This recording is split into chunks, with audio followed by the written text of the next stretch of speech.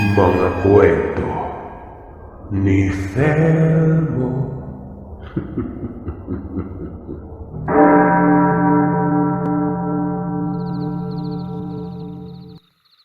Ako po si Robert, taga-Antique.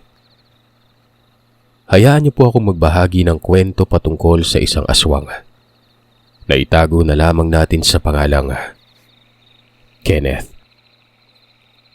Ayon sa impormasyong nalaman ko, buong detalyeng pananaliksik at pagkakonekta sa bawat senaryo.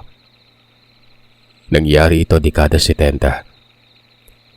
Sa lugar din namin ito nangyari, sa may Antique. Lumaking mag-isa itong si Kenneth. Kung iisipin, parang napaka-imposibleng mabuhay. Itinakwil ito ng kanyang mga magulang sa kadahilan ng isa itong aswang. Itong nanay niya na itago na lamang natin sa pangalang Amaria, napaibig sa isang lalaking hindi niya pa kilala ng lubusan. Huli na nang malaman ito na isang aswang pala ito. Nung dinadala niya sa sinapupunan ng naging bunga ng pagsasamahan nila, doon niya ito nalaman. Iniwan ni Amaria ang nakalaguyo. Naiisip niya noong ipalaglag ang bata pero may nakapagpayo na isang albularyo. Baka umano tao ang lalabas at hindi isang aswang nun. Bigyan muna umano ng pagkakataon ito na maranasan ang buhay at baka may pag-asa pa. Naisilang ni Amaria ang paslit nun. Normal ang paglabas. Pinalaki ito at noong nagtungtong na sa edad na 6 na taong gulang, merong natuklasan si Amaria. Mabilis ang bata. May kakaibang titig ito na parang isa umanong tiyanak. Dito niya na napagtanto na nagmana ito sa kanyang kalaguyo dati. Papatay niya sana ito, pero pinili niya na lamang na iwan yon.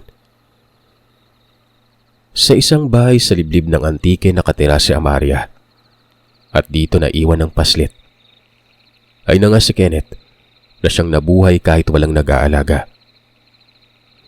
Yung albularyong minsang nakapagpayo na wag ipalaglag ito noong nasa sinapupunan pa. Lagi umanong nakamasid sa kanya noon. Malayo sa kapitbahay at wala din gaanong napapadaan sa lugar, kung kaya't bihira lamang ang nakakapansin kay Kenneth. Sa murang edad na yon, nangulila ang paslit. Inaantay na bumalik ang kanyang nanay. Umaga, tanghali hanggang gabi siya nakatunganga sa may beranda. Minamasdan ng daan pababa ng lugar kung may lilitaw ba na nanay na papauwi sa kanila. Araw-araw yung ginagawa ni Kenneth. Pero wala. Hindi na umuwi ang ilaw ng tahanan. Sa kabila ng pangungulila, hindi ito naging dahilan para sumuko ang batang yon. Kumayod itong mag-isa. Pinakain ang sarili sa pamamagitan lamang din ng sariling pagsisikap.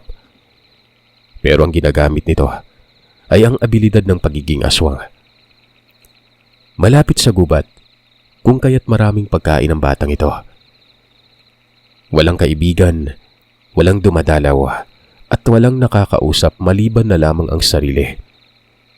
Ang problema pa dyan, limitado ang kanyang kaalaman sa pagwiwika. Wala talaga siyang nakakasalamuha at hindi din buo ang kanyang kamalayan nang iwan ito ng kanyang ina. Nagmistula itong taong gubat nun. May nakikita siyang isang matanda na laging nakatitig sa kanya. Pero natatakot siya dito. May kakaiba kasi umano sa kanyang katawan kapag naroroon ng matandang yon. Ito na yung albularyo, Sir Seth, na laging nakamasid sa kanya. Para bang binabantayan ang paglaki ng bata at inaalam ang kung anong klaseng aswang yon. Kung masama ba o mabuti. Nagbabalak din kasi ang albularyong patay nito at nag-aantay lamang siya ng pagkakataon. Kahit papano, binibigyan niya pa ng panahon ng bata at pinag-aaralan ng pagiging aswang nito. Itago na lamang natin ang albularyo sa pangalang Mang Dante. Alam ni Mang Dante ang tatay ni Kenneth. Napakabangis at mapanalasa umano yon. Napaibig nga lang kay Nanay Amaria kaya pansamantalang naging mabuti. Ano't ano pa man, naroroon ang diwa ng pagiging aswang at babalik din ito sa pagiging masama. Halong awa at pagnanais na mapatay ni Mang Dante si Kenneth noon. Hindi may pagkakaila na kung sa normal na bata pa ito. Talagang napagkaitan ng panahon at pagmamahal. Kahit papano, may karapatin ding mabuhay at maranasan ng biyaya na bigay na may kapal. Usaping aswang na kasi kaya tinitimbang talagang maigi ni Mang Dante kung dapat bang mabuhay o dapat patayin. Ayos lang naman sa kanya kung hayop lamang ang kakainin nito. Pero sa oras na makita niya o may magsumbong na inaabalang tao, papatayin niya umano talaga ng walang pag-aalinlangan. Lumaki ng lumaki si Kenneth hanggang sa nag-edad 10 na ito. Ang uwian niya ay ang bahay pa rin naman nila. Katunayan ay malinis ang paligid dahil itong si Kenneth. Hanggang sa mga panahong yon ay umaasa pa rin na babalik ang kanyang nanay. Inihahanda niya lagi ang bahay na dapat malinis lagi ito. Isipin niyo, ganun kamartir si Kenneth. Wala siyang alam na iniwan pala siya dahil isa siyang aswang. Ang iniisip kasi ni Kenneth, ang pagiging ganun niya ay normal lang sa kanya. Yung pagiging mabilis at malakas, iniisip niya na ginagawa din ito ng ibang taong nakikita niya at ilang mga kabataan. Ang kaibahan nga lang, may mga magulang ang nakikita niyang kaidaran nun. Hanggang sa dumating umano ang punto na palawak na ng palawak ang ginagalang lugar ni Kenneth. Para bang palabay na ang suot nito. Nagmistula siyang taong grasa. Nakasunod at nakasubaybay lagi sa kanya si Mang Dante. Ganun pa rin ang prinsipyo at pananaw, lalo na ang hakbang sakaling magkamali si Kenneth. Nakahanda na ang tigalpo, patalim at ilan pang mga gamit panghuli at pangpatay rito. Yun nga lang, nakikita ni Mang Dante na hindi naman nangahamak si Kenneth nun. Mahiyain ito. Matitigan mo lamang ay bigla na lamang tumatakbo. Naging tampulan siya ng mga marites nun. Na kesyo may baliw daw na bata na nakatira sa gubat. Taga saan kaya ito? Sino ang mga magulang at ano ang pangalan? Minsan pa, binabato itong si Kenneth. Lalo na't kapag may napapadaan ng mga estudyante at nakita siyang nakabungad sa gilid ng kakahuyan. Hindi pinapatulan ni Kenneth. Bagkus ay tatakbo ito at kitang-kita yun ni Mang Dante. Takot na takot ang bata at nangingilid pa ang luha sa mga mata. Hanggang sa unti-unti nang nabubura ang pagnanais na pagpatay dito ni Mang Dante. Namumutawi na sa kanya noon ang pagkaawa. Naiisip niyang kung siguro'y nagabayan pa ang paslit, mas magiging mabait yon. Nakikita niya naman kasing mabait yon. Konting detalye lang, Sir Seth, para mas maging malinaw sa lahat ang postura ng lugar. Itong bahay ni Kenneth, payak na tahanan na karaniwang makikita sa liblib. Isang palapag na nakaangat sa lupa ang sahig. Ang kusina ay nasa likod, na ang sahig naman ito ay lupa na. Bali, nakadugtong lamang yon. Nasa bandang gubat na talagang tirahan. Nasa dalisdis ng bundok at ang ibabaw, gubat. May mga kapitbahay pero nasa baba ito. Nasa baba din ang bahay ng albularyong si Mang Dante, na kung saan naman ang bahay nila ay malaki at nakabungad sa malawak na sakahan. May maliit na kalsada dito na naging daanan ng mga magsasaka sa pagtatawid ng ani patungo sa bayan. Isang araw, dumalaw si Mang Dante. Nagkataon na nasa likod ng bahay si Kenneth. Mas lalong naawa siya dito, lalo na nang makita niyang kumakain ito ng langka. Kumakain siya ng prutas ng ibig sabihin lang, hindi talaga ito purong aswang. Kumbaga, para lamang ding tao na kumakain ng karne, kumakain ng gulay at prutas. Nang makita si Mang Dante, napayuko si Kenneth at hindi gumagalaw. Inbang tipong hiyang-hiya na halong may pagkatakot. Dong! Magandang umaga. Huwag ka mag-alala. Wala akong gagawing masama. Kamusta ka na, Kenneth? Sa kabila ng mga sinabi niyo ni Mang Dante, hindi nagsalita si Kenneth. Walang ano-anong pumasok ito ng bahay at nagtago sa ilalim ng lamesa. May pinto sa likod at ito na yung kusina. Napapailing na lamang si Mang Dante. Hanggang sa nagsalita ng pautal-utal si Kenneth nun. Ang sabi nito, wala daw siyang pangalan. Hindi daw siya nabigyan ng pangalan ng nanay niya. Inaantay niya pa rin umano ito hanggang sa ngayon. Para umanong dinurog ang puso ni Mang Dante noon. Sa lakas ng tama ng mga binitawang salita ng bata, napaluha ang manggagamot. Napaka-ignorante nito ayon pa sa matanda. Nakalimutan ng pangalan. Sa bagay, 6 na taon pa naman ito nang iwan. Bagay na hindi mapagkakailang malilimutan talaga. At kung sakaling may natatandaan ito, ay nun lang mga sandaling iniwan ito ng kanyang ina. May pangalan ka, Dong. Kilala kita. Kilala ko ang nanay mo. Kilala ko kayo. Si Kenneth ka. Huwag ka matatakot sa akin. Kaibigan ako. Ang ibig kong sabihin ay mabait ako na katulad mo. Umalis ka dyan sa ilalim ng lamesa. Sige na, Dong. Dito pa lamang inangat ni Kenneth ang kanyang paningin. Tumitig ito kay Mang Dante. Marahang gumapang at pumanhik ng upuan hanggang sa pumatong sa lamesa. Nakalukot lang ang katawan. Yakap ang tuhod at sobrang amo na mukha nito. Umupo si Mang Dante sa may upuan. Nakipagtitigan kay Kenneth. Kitang-kita niya sa mga mata nito ang kaibahan sa normal na tao. Aswang na aswang.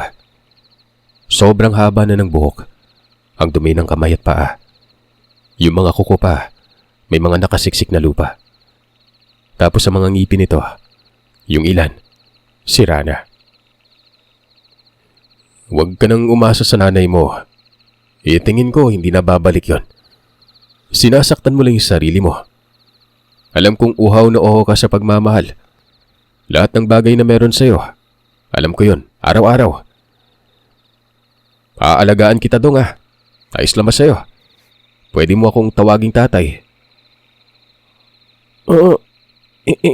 Hindi kaya ko po yung sarili ko. Hindi ko kailangan ng alagaan ako. Tumango si Mang Dante. Naiintindihan niya ito. Sanay na mabuhay mag-isa. Kung kaya't bakit niya nga ba ito sinabihan pang alagaan? Sinabi niya na lamang noon na kung sakaling bibisita siya sa bahay ni Kenneth, huwag siyang katakutan. Imbis, ituring na mabuting kaibigan. Alam niya naman umanong walang sinasandalan itong si Kenneth. Hindi umaasa sa iba, pero may kinakailangan pa rin ito na normal na sa isang tao. Lalo ng simpatya at pagtrato na mabuti. Hayaan umano ni Kenneth na gawin ito ng matanda para kahit papano mawala ang pangungulila at makaranas ng pagmamahal. Pumayag itong si Kenneth.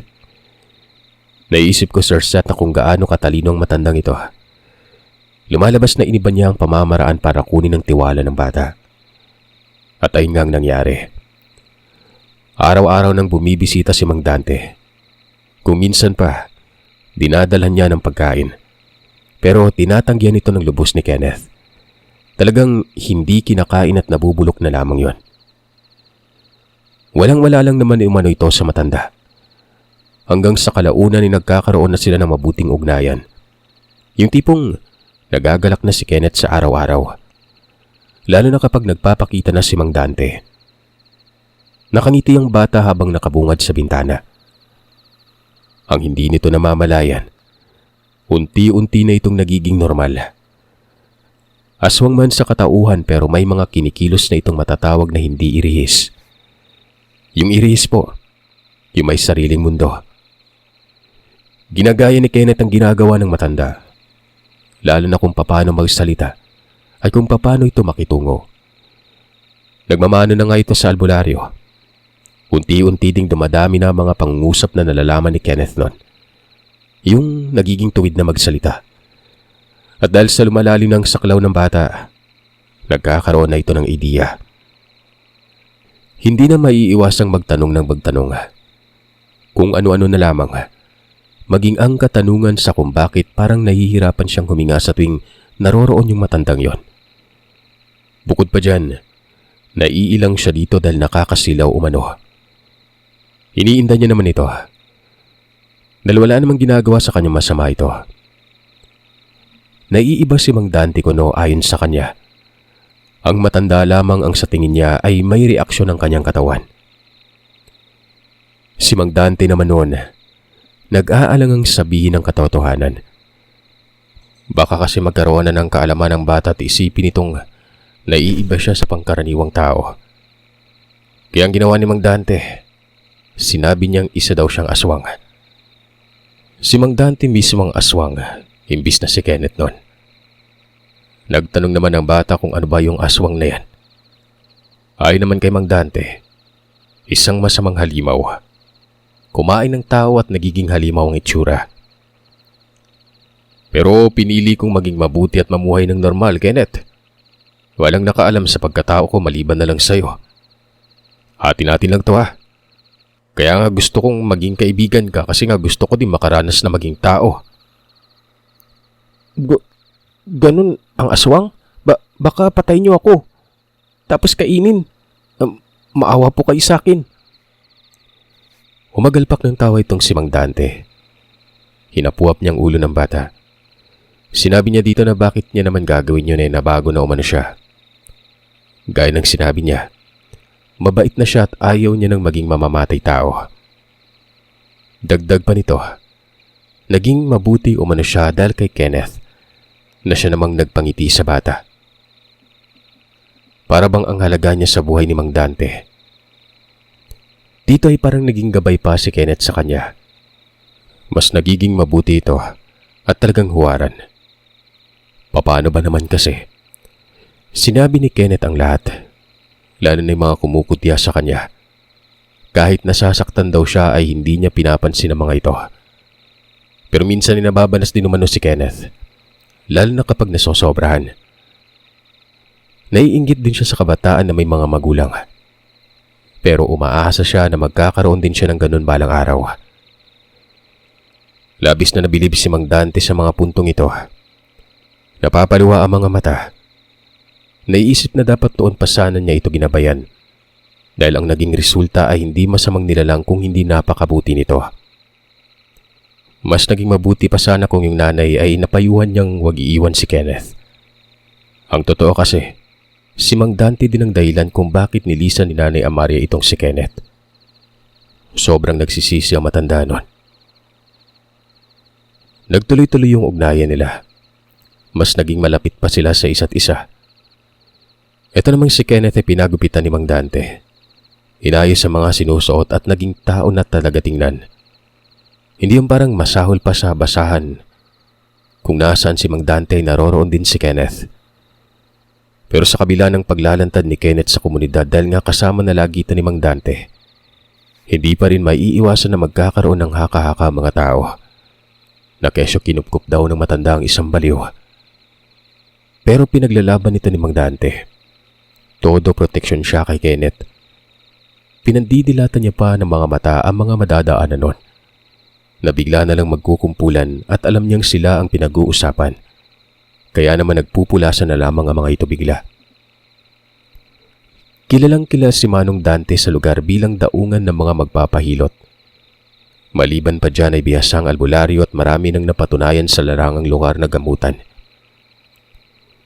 Isang hapon, masayang gumagala si Kenneth. Nasa gilid lamang siya ng gubat nun, na kung saan ang ibaba nito ay eskwelahan. Tinatanaw niya ang mga kabataan noon na nag-aaral. Para bang nangangarap si Kenneth na makapag-aral din sa eskwelahan na yon. Hapon na at uwian na ng mga estudyante. Hanggang sa nakapansin si Kenneth na may paparating sa kanya. Alam niyang 3 tao at mga estudyante ito. Kilala pa niya ang amoy at madalas ito ang bumabato sa kanya.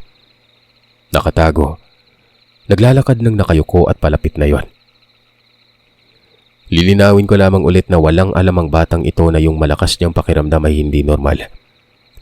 Maging ang pagiging mabilis at malakas ding pangangatawan. Iniisip niyang kayang gawin ito ng ibang tao. Pero sa likod ng lahat ay siya lang pala ang may abilidad na ganon. Yung papalapit na mga estudyante, hinahayaan niya lang. Naiisip niya kasi noon na hindi na siya tatakbo. Bagkos ay makikipaglaro siya dito. Walang ano-anong biglang nagsisisigaw ang mga ito. Sulpot sa kung saan nagtatago at patungo sa kanya. Tinatakot si Kenneth. May bitbit pang isa na pamalo.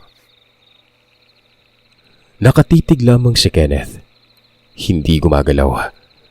Nakaupo sa isang tumbang, malaking puno ng mahogani. Huminto ang mga kabataang yun at kita sa mga mukha nitong pagtataka. Nagkakatitigan pa ang mga ito. Sinisigawan si Kenneth na baliw. Ngumiti si Kenneth. Dahilan namang nagalit ang mga ito. Mga ilang distansya lang si Kenneth. Nasa 3 dipang layo. Binato siya ng isa pa pero hindi pinatamaan. Sa bandang kahoy lamang ito pinatama. Pero nakangiti pa rin si Kenneth noon. Walang ano-anong biglang lumapit yung mga hawak na pamalo at pinagpapalo si Kenneth. Dahil namang napaatras ang bata noon. Sobrang lakas ng pagkapalo kung kaya't nasaktan at napadaing si Kenneth noon. Pautal-utal pa itong nagsabi na huwag siyang sasaktan. Nagmamakaawa ito. Umabot na sa pagkakataon na pinagtutulungan na siyang gulpihin. Hanggang sa nainis si Kenneth, sinabihan niya mga itong masama at salbahe. Walang kaalam-alam si Kenneth na mga puntong yon na may konting pagbabago na sa kanyang itsura. Wala din alam ang mga bumububog sa kanya. Gawa nang nakayuko lamang si Kenneth habang nakaangat ang 2 siko dahil sa pagsangga sa pagulpi sa kanya noon. Biglang tumayo ng maayos si Kenneth. Nanlilisik ang mga mata nito.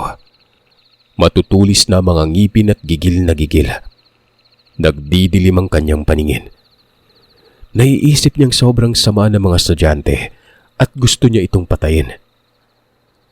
Habang ang 3 naman nun, naudlot ito sa ginagawa.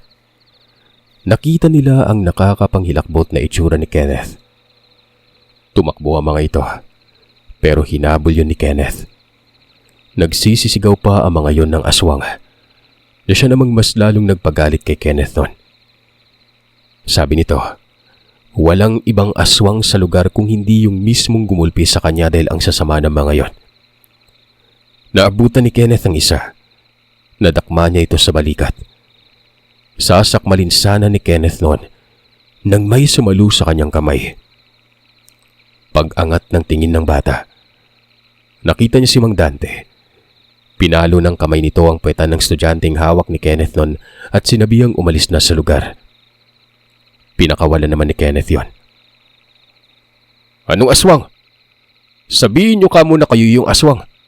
Ang sasama ng mga batang to. Hoy, kapag may ginawa pa kayo dito kay Kenneth, makakatikim kayo sa akin ha. Nasaktan ka ba dong? Kumalma ka na. Huwag ka mag-alala. Narito naman ako eh. Hayaan mo, hindi ka nasasaktan ng mga yon. Habang nangyayari pala yon, si Mang Dante nakamasid lamang. Hindi kasi mapakalinoon si Mang Dante nang umalis ng bahay si Kenneth. Pinili niyang sundan ito. Daman niya kasing may hindi magandang mangyayari. At nagpapasalamat na lamang siya noon na sundan niya ito. Dahil kung hindi pa, talagang patay ang estudyanteng yon. Humahangos si Kenneth noon. Kitang-kita ni Mang Dante ang itsura nito. Pero hindi nagpapahalata ang matanda kahit paman mala-impakto ng mukha noon. Sinabi pa ni Kenneth na papatay niya sanang isa. Mabuti at naabutan daw ni Mang Dante kaya hindi natuloy. Ginulpi ako eh. Balak akong patayin. Nagmamakaawa na ako pero hindi ako tinitigilan. Kaya yun, nagalit ako. Gusto kong makipagpatayan kaysa naman ako'y mamatay. Kita nyo, tinawag pa akong aswang. Tama lang ang gumante. Pero mas tama yung umiwas sa gulo ha. Dapat nilayuan mo. Ba't mo pinalapit eh? Alam mo namang mga pilyong bata yon. Gusto ko lang naman makipagkaibigan. Nako, Kung gusto mo makipagkaibigan, huwag sa mga katulad nun. Impluwensya ang mga batang yon.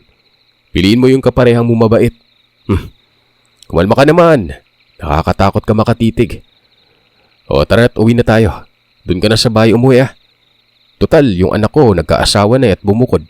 Wala na akong ibang kasama ron. Pumayag si Kenneth. Malapit na kasi ang loob niya dito. Pero sa mga puntong yun sa gubat, idinaan nito ni Mang Dante ang bata. Paano ba naman kasi hindi pa nagaan yung tao yun? Namamanganga si Mang Dante noon dahil kahit aswang ito, nakakaya nitong magpalit anyo kapag may araw. Bagay na naiibas sa ama nito na isang kaskas. Isang uri yun ng gabunan na brutal kung pumatay. At ang lakas nito ay bumabatay sa gabi, lalo na sa kabilugan ng buwan. Magpaganon pa man ay naroroon pa rin ang takot ni Mang Dante. Ang totoo, matagal nang nakapag-asawa ang kanyang anak at matagal na rin itong bumukod. Pero sa mga sandaling yun palang niya kinupkop ang bata. Gusto na ni Mang Dante noon na mas masubaybayan pa itong maigi, lalo na't pwede itong pumatay. Kinagabihan, may sumugod na 2 tao sa bahay ni Mang Dante. Puro lalaki ito at may mga bitbit pang itak. Hinarap naman ito ng matanda. Nagtanong ito sa kung anong sadya. Ayon sa isang tao, aswang umano ang batang kasama lagi ni Mang Dante. Ito ay batay na rin sa kanyang anak, dahil ang anak niya mismo umano ang nakasaksi nun. Sa pagkakataong ito ay nasa loob ng bahay si Kenneth. Lahat ng pinag-uusapan sa labas, maging ang presensya ng 2 tao, alam niya. Anong kalokohan ba yung pinagsasasabi niyo? Hindi niyo ba ako kilala? Ibaba niyo nga yung itak niyo. Pagkukutusan ko kayo eh. Naroroon ako sa pangyayaring yon. Kayo pa'y may lakas ng loob na magparatang dito. Ikaw Samuel, hindi mo ba tinanong yung anak mo kung anong ginawa nila sa bata? Pinagpapalo nila 10 ng mga kaklase niya. Nung napikon yung apo ko tinawag ng aswang. Alam mo na Samuel na kinukot siya ng anak mo ang batang kasama ko. Alam mo ding nananakit yung anak mo ha? Disiplinahin mo yan. Dahil kung hindi, ako yung didisiplina dyan. Umuwi na kayo. Huwag niyo akong ginagalit ha. Para umanong nabahag na aso mga bisita, humingi ng tawad. Sinampal ng kahiyan ng mga ito. Samantalang si Kenneth naman ay natuwa sa ginawa ni Mang Dante. Maliban pa dyan, nabilib din ito dahil sa pagpoprotekta sa kanya at pagkatakot ng mga tao dito. Pagkapasok ng bahay ni Mang Dante, yumakap dito si Kenneth at sinabing, "Maraming salamat, Lolo." Nanlaki ang mga mata ni Mang Dante dahil tinawag na siya nitong Lolo. Samantalang dati naman, walang respeto ito sa kanya. Yun bang parang normal na kaibigan lang. Kung kaya naman hinapuhap niya ang ulo ng bata at sinabing, "Dapat tatay na lang. Nagmumukha naman akong matanda." Sige na nga. Lolo na nga po. Sa wakas ay may pamilya ka na rin. Isipin mo na ako na ang tumatayong magulang mo ha. Kung anong kakulangan ng nanay mo ay ako yung hahalili. Lolo, masyadong matanda na yun. Matanda ba ako tingnan? Opo, matanda na po. Tsaka pangit niyo. Hindi napigilan ni Mang Dante ang magalpak ng tawa. Pero yung pagtawang yun may luwas sa mga mata. Napaka-inosente ng mukha ni Kenneth. Yung tipong seryoso at hindi alam na biro ang sinasabi nito. Talagang diretso ito sa kung anong nakikita. Yun talagang sinasabi. Hindi sinungaling. Maraming araw ang lumipas hanggang sa umabot na ito ng linggo, buwan at taon. Nahubog na ng gusto si Kenneth doon. Malaki na rin ang tiwala ni Mang Dante. Lalo na't nasa 12 taong gulang ng edad nito at masasabing may sapat na itong kamalayan para intindihin ng pulido ang kung anong tama at mali. Wala na din kumukutya kay Kenneth. Yung kabataan na dating nang aabuso sa kanya, hindi na umuulit pa at nakalimutan na lamang ang mga nakita nito kay Kenneth. Bagay na masasabing yung nakitang halimaw na itsura, naging kasinungalingan na lamang yon. Wala kasing naniniwala. Sa tulong na din ng madiinang pagtatanggol ni Mang Dante. Bukod dyan, Tinatago ni Mang Dante ang pagkatao ng bata sa pamamagitan ng pamamaraan itong hindi nakailas sa atin. Yung tinatawag na sabulag. Kaya kahit may napapadakong biyasa, mga kapwa albularyo at may mga karunungang kagaya ni Mang Dante, walang alam ang mga ito na ang kasama ng matanda ay isa palang halimaw. Ito namang si Kenneth, kilala na ng mga tao. Isang apo nga ni Mang Dante, lalo na sa mga pasyenteng napapabisita para magpagamot. At kung minsan pa sa mga nagpapahilot sa matanda. Tumutulong din kasi yung bata at sobrang galante nito. Natutuwa pang iba dahil may magandang ugali yon. Kasundong-kasundo pa ni Mang Dante. Pilyo at palabiro si Mang Dante na siya namang sinasakyan ni Kenneth. Para magkaibigan lang ang turingan at napuno ng saya ng mukha ni Kenneth noon. Yung dating nagiging sumsuma ng bata sa bawat pagpupulong ng mga marites, ngayon wala na. Baliwala na at talagang naging bahagi na si Kenneth sa komunidad. Hindi yung tipong tinuturing nilang irihis. Isang araw, hindi inaasahan ni Mang Dante na may mangyayaring hindi maganda. May gumagambalang aswang sa lugar. Kabi-kabila ang reklamo ng mga tao doon na kesyo may namamataan umanong aswang. May dalawang matanda umanong namatay at aswang ang may gawa nun. Bukod pa dyan, may dumulog kay Mang Dante na kapwa albularyo. Humihingi ito ng tulong dahil may tinutugis na aswang pero hindi daw mapatay-patay. Papaano ba naman kasi? Sobrang ilap at sobrang matinik umano kung mamiktima. Ang albularyong lumapit ay tago na lamang natin sa pangalang Manuling. Kulang ang kaalaman ko, Dante. Baka naman may maitulong ka. Sige, pupunta ako sa inyo mamayang gabi. Samahan mo ako sa lugar kung saan nananalasa yung halimaw na yan. Tugon naman ni Mang Dante noon. Ayun na nga, nagkasundo sila noon. Matapos umalis ni Manuling, lumapit naman kagad itong si Kenneth. Patawa-tawa pa ito at sinabihan si Mang Dante na, kayang-kaya mo yun, Lo, di ba? Aswang kaya ang lolo ko. Napailing at napatawa si Mang Dante noon. Naalala niyang sinabihan niya pala itong si Kenneth na aswang ito. Binaliktad ang sitwasyon para mailayo ang pananaw ni Kenneth sa kung ano ang pagkatao niya. Oo naman na po. Gusto mo bang sumama? Ikaw na lang, Polo. Baka gagatin ako ng aswang eh. Hindi ka kakagatin at hindi ka masasaktan. Kasama mo ako eh. Gagawin ko lahat maprotektahan ka. Gusto ko lang malaman mo ang mga ginagawa ko. Lalo na sa mga usaping aswang. Kahit pa paano, kapag pumanaw na ako ikaw yung susunod sa akin eh. Magiging albularyo at huwarang tao ka balang araw. Sige po, sasama ako pero huwag niyo akong tatakutin ha. May pagkapilyo ka pa naman, Lo. Kung ano-ano na lang yung naiisip mo tapos gugulatin ako. Ay na nga, isinama si Kenneth na matanda. Pinunta nila ang tirahan ni Manuling. Nang magkita-kita na sila, walang ano-anong tinungo ng lugar sa kung saan gumagala ang nilalang. Bukid na bukid ito. Panay reklamo ni Kenneth na may nararamdaman daw siya sa sarili. Yun bang may kung anong gumagalaw sa kanyang katawan. Mabilis namang pinuna ni Mang Dante ito. Sabi niya'y natural lamang daw yon. Pero mahina at pabulong yon. Baka marinig ito ni Manuling, tapos mag-isip pa ng iba. Paano ba naman kasi Sir Seth? Sa mga puntong yon, may reaksyon talaga ang katawan ni Kenneth. Dahil nga nagsisimula na itong sumpungin. Dulot na rin ito ng presensya ng aswang sa paligid na nakakaapekto sa sistema umano ng bata. Kalma ka lang, Kenneth. Huwag ka mag-iisip na masama. Huminahon ka at isiping na mamasya lamang tayo. Ako man ganun din ang nararamdaman ko. Alam mo ba kung bakit? May aswang na kasi sa paligid natin ngayon at may ginagawa sa atin yon. Hinaan mo lang yung boses mo at baka marinig pa tayo ng kasama natin. Sikreto lang nating dalawa to. Habang nagsasalita si Mang Dante, aminado itong kinakabahan siya noon. Nagsisisituloy siya na isinama pa niya si Kenneth.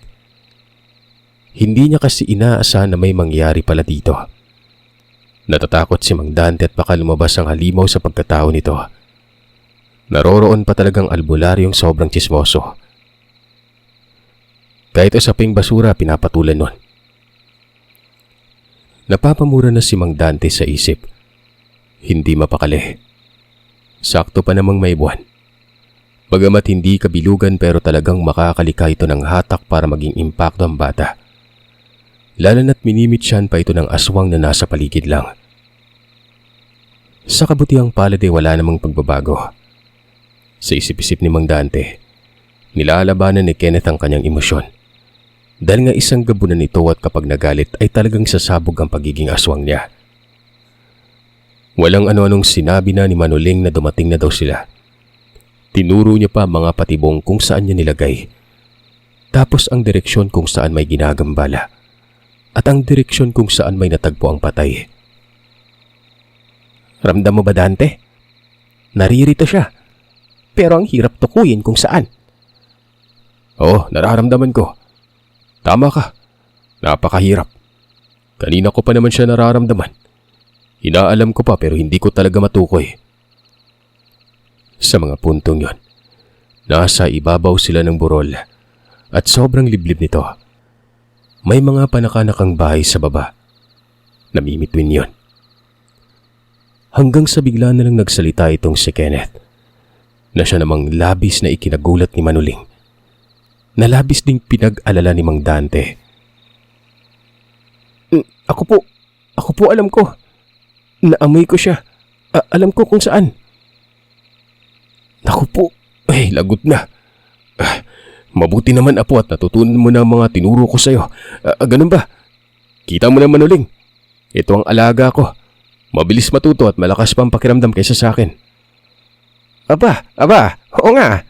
Parang ang galing nga nitong apo mo. Oh, bueno, tama siya. Magiging tanyag tong albularyo. Ako nang magpapakilala sa kanya. Wika naman ni Manuling. Putik na. Maritis pa naman tong hayop na to. Wag na. Maiging ilihim na lang kasi bata pa to. Gusto ko makapamuhay ito ng normal eh. Apo, sumunod ka sa akin. Ikaw, Manuling, mag-antay ka lang dito. Ikakabig ko yung aswang patungo sa orasyong patibong mo. Walang ano-anong umalis kagad si Mang Dante. Napapailing na lamang ito at patuloy sa pagsisisi nun. Hawak niyang bata sa kamay. Panay lingon ito kay Manuling. Hanggang sa mapadako na sila sa unahan. At dito ay biglang nagsalita uli ang bata. Lo, nasa itaas ng puno. Baka po lundagan tayo bigla. Amoy na amoy ko siya. Alam kong naamoy mo din siya. Alam ko na tinatago mo lang yung sikreto mo kay Manuling. Alam kong natatakot ka mabunyag yung pagkatao mo. Tama ka po. Tinago ko nga ito. Huwag kang mababahala. Hindi tayo lulundagan ng aswang. Natatakot yan. Matapos makapagsalita ni Mang Dante, umusal ang matanda. Walang ano-anong nagkayugyugan ng mga sanga ng puno sa ibabaw. Pero sa mga sandaling ito, napatakip ng tenga si Kenneth nun. Naiirita siya sa mga sinasangbit ni Mang Dante. Bumigat umano ang pakiramdam. Nahihirapan din siyang huminga nun. Nagreklamo siya kay Mang Dante at dito ay napahinto ang matanda sa ginagawa. Doon pa lang napagtanto ni Mang Dante na natatamaan din pala si Kenneth ng talandro. Binasag niya ang orasyon at niyakap ang bata nun. Teka, may ginagawa ang aswang. Malakas siya, apo. Masakit ba yung katawan mo? Opo, ang sakit po. Parang napapaso ako. Nakakabingi po yung mga sinasambit yung salita. Binabalik ng aswang ang ginagawa ko. Huwag kang mag-alala. Walang mangyayari sa'yo. Nakita ko na siya. Tumawid to, patungo sa ibaba kung saan naroroon si Manuling. Huli yung aswang na yon. Saad ni Mang Dante sabay usal at ihip sa bunbunan ni Kenneth. Kinargahan niya ang katawan nito ng proteksyon, pero orasyong kaliwa yon. Pwede namang gawin yun sa isang aswang dahil ginagawa din naman ng aswang ito sa sarili. Maliban na lamang ang tigalpo. Dito pa lamang gumana ang pakiramdam ng bata. Sabi pa ni Mang Dante, ayos na ba umano ang pakiramdam nito? Tumango naman si Kenneth nun. Pero sa mga pagkakataong ito, nasaan yung aswang na si Kenneth. Kinikilabutan si Mang Dante dahil yakap niya pa naman ito at talagang parang mangangagat ang postura. Hindi nagkaroon ng matutulis na kuko si Kenneth, pero pumapangit ang mukha nito. Nagdadalawang isip si Mang Dante na bumalik sa kinaroroon ni Manuling, lalo na't nasa ganoong estado si Kenneth. Hanggang sa nagsisisigaw si Manuling doon. Sigaw na sobrang nasaktan. Kung kaya naman wala nang magagawa pa si Mang Dante. Apo, makinig ka. Magtulungan tayo. May inusal akong orasyon na siyang makapagbibigay ng lakas mo. Naramdaman mo naman yung kanina, di ba? Inihipan ko ang bunbunan mo. Natatandaan mo ba na malakas ka? Pero mas pinalakas pa kita. Sa kabila ka, ako naman dediretso. Pero huwag kang lalapit kay Manuling ha. Wala akong tiwala sa taong yon. Huwag kang magpapakita sa kanya. Huwag kang matatakot. Kayang-kaya natin ang aswang na to. Mas malakas ka pa eh. Este tayong dalawa. Walang ano-anong tumango si Kenneth. At dahil may tiwala siya sa matanda, sumunod ito sa mungkahi. Mabilis na tumakbo si Mang Dante habang si Kenneth sa kabila dumaan. Nakikita ni Mang Dante ang bilis ng bata na para bang baboy ramo na sumusuot-suot sa masukal at napakahirap na landas. Nakita na ni Mang Dante si Manuling. Umaatras ito habang sinusunggaban ng nilalang. Kagad namang bumunot ng itak si Mang Dante. Tinagad niya sa likod ang aswang. Matapos noon ay pinaalis niya si Manuling sa lugar.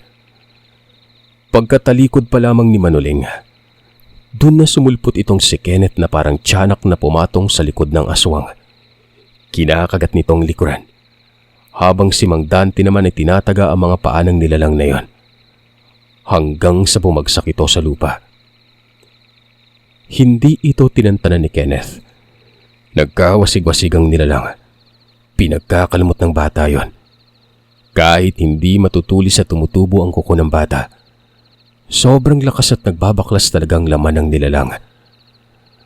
Dinampot na lang yun ni Mang Dante na parabang isang laruan at nilagay sa tabi.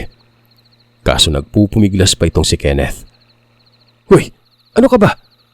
Ang likot mo namang bata. Kumalma ka na ha. Patay na oh. Hindi na gumagalaw. Sinipa-sipa pa ni Mang Dante ang ulo ng labinon. Doon palang huminto si Kenneth. Nagubad naman ng damit si Mang Dante at pinahiran niya ang mukha ng bata na hinilamos ng dugo. Masyado mo namang sinobrahan. Ako ay kalmado lang eh. Iangat mo nga yung leeg mo, ang dumi. Maligo ka mamaya. Habang nagsasalita si Mang Dante ay kitang-kita niya ang maamong mukha ni Kenneth. Pero nakakapangilabot pa rin ito dahil nasa kanyo ang aswang. Hindi talaga siya nagpapahalata nun kahit na asiwang-asiwa na siya sa kanyang nakikita. Sinunog lang nila ang labing yon doon mismo sa lugar sa kung saan ito napatay. Sa kabutiang palad di bumalik na sa anyong tao si Kenneth. Para bang sinadya ng pagkakataon na kung kailan pa bumalik si Manuling ay doon pa nagbago. Nagtataka naman si Manuling sa mga puntong ito. Ganun lang kadali na patay ang kalaban. Samantalang siya, sobrang nahirapan dito. Nakita din niyang duguan ang damit ni Kenneth. Nagtanong pa si Manuling sa kung anong nangyari. Natapunan ng dugo. Tumulong din kasi. Oh, ibang lakas ng apo ko. Magiging bihasa pa yan sa akin. Kitang-kita ni Mang Dante kung paano umiling-iling itong si Manuling na tila sobrang nabilibis sa bata. Ito namang si Mang Dante. Alam niyang magtatanong na naman itong si Manuling. Kaya naman nagpaalam na si Mang Dante na mauuna na sila. Akuin na lamang daw ni Manuling na siya ang nakapatay sa aswang para kahit papano tumingkad ang pangalan nito bilang albularyo. Matapos lamang makapagpaalam, hinila na ni Mang Dante si Kenneth. Habang naglalakad pa uwi, nakita ni Mang Dante kung paano maglakad si Kenneth noon. Para bang sobrang kampante nito. May angas kasi sa kanyang paningin na wari ba'y tuwang-tuwa sa nagawang pagpuksa sa aswang. Maraming aswang sa lugar na tolo. Di ba sabi mo sa akin yon? Bakit hindi na lang nating tugisin yun? Patayin nang mapanatag naman yung mga tao dito. Mahina naman pala sila eh. Naku apo, Pumapasok na sa isip mong ganyan dahil pa madali mo lang napusa ang isang yun kanina. Ay, natin palang dalawa. Hindi lahat ng aswang masama. May ibang piniling mamuhay ng normal. Gaya ko. Kaya antayin na lang natin kapag may reklamo. Saka na tayo kikilos Pero alam mo apo, napahanga mo ako. Mapagkakatiwalaan ka na ngayon. Maaasahan na kita. At kaya mo nang gawin ang ginagawa ko.